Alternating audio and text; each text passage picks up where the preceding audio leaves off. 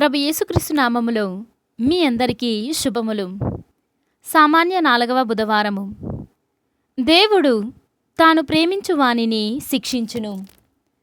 మొదటి పఠనము హెబ్రీయులకు రాయబడిన లేఖ 12వ అధ్యాయము 4వ వచనము నుండి 7వ వచనం వరకు మరియు 11వ వచనము నుండి 15వ వచనం వరకు.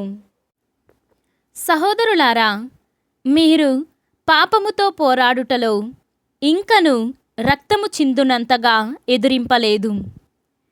దేవుని పుత్రులుగా మీకు ఆయన చెప్పిన ఈ ప్రోత్సాహకరమగు మాటలను మరచితిరా? కుమారుడా, ప్రభువు నిన్ను శిక్షించినప్పుడు శ్రద్ధ వహింపుము. ఆయన నిన్ను మందలించినప్పుడు నీవు నిరుత్సాహపడకుము. ఏలన దేవుడు తాను ప్రేమించు వానిని శిక్షించును. తాను స్వీకరించు ప్రతి కుమారుని దండించును.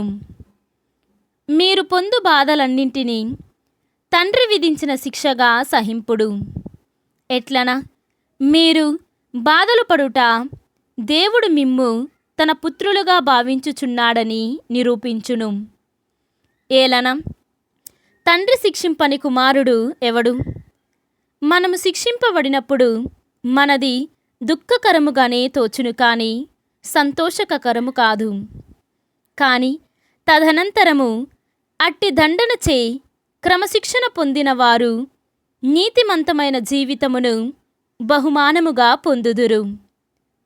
కుంటుపడిన మీ చేతులను, పట్టు తప్పిన మీ మోకాలను దృఢముగా నిలబెట్టుడు.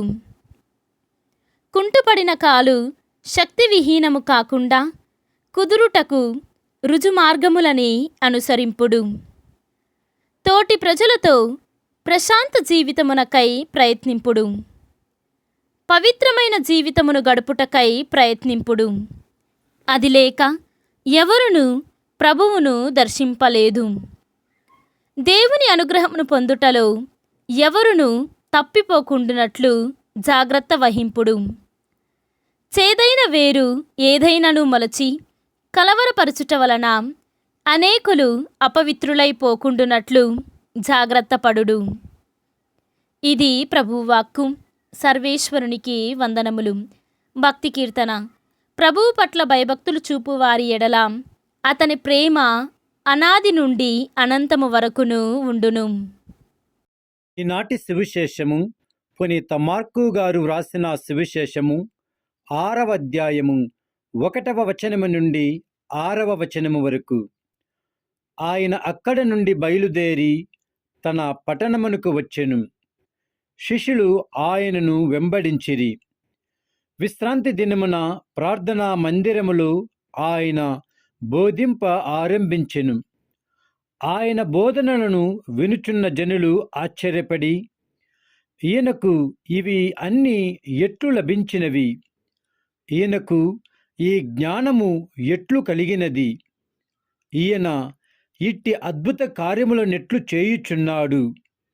ఈయన వడ్రంగి కాడా? మరియమ్మ కుమారుడు కాడా? యాకోబు, యోసేపు, యూదా, సిమోను అనువారి సోదరుడు కదా?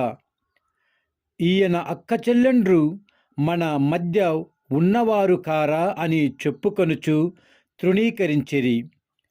ప్రవక్త తన పట్టణమున బంధువుల మధ్య తన ఇంట తప్ప ఎచ్చటనైనా గౌరవింపబడును అని యేసు వారితో పలికెను.